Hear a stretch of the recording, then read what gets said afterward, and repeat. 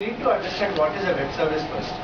A web service is any service that is available on the internet and it is described in common XML format.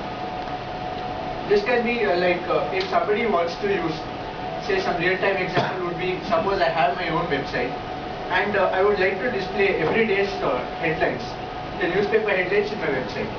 So what I will do is, there will be some web service which will actually query the very common newspaper which will display the headlines. So what I will do, I will integrate this web service into my application so that every day this web service is invoked and then I will be able to display the headlines on my website. So this will be one of the real-time examples. So what is the objective of my paper? The objective of my paper is we need to test the web services. Like there are many web services that need to be tested. Suppose I am working in a company. My company will have so many web services that are exposed outside. So every day my job would be to test the web services to see whether they pass. So for that, what I have to do, there is one manual procedure and there is an automated procedure. So there are some drawbacks of the manual procedure which I will be telling later.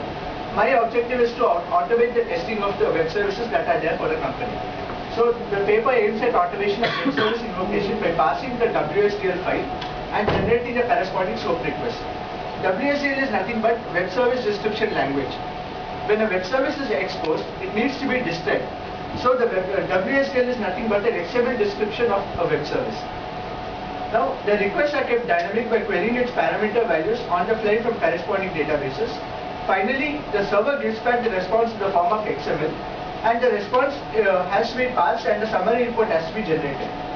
So when I have to test a web service, what I will do is I will generate SOAP request. SOAP is nothing but Simple Object Access Protocol.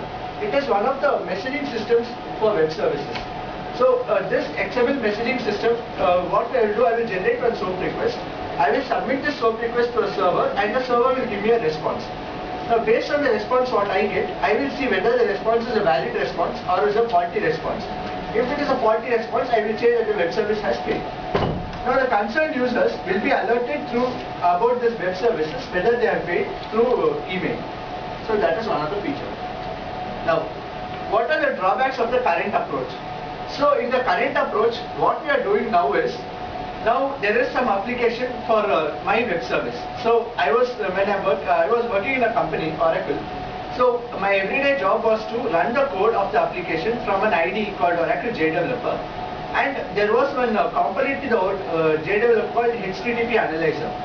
So in this HTTP Analyzer, what used to happen was, when I run the application, the HTTP Analyzer used to record the corresponding SOAP request for all the actions that I perform.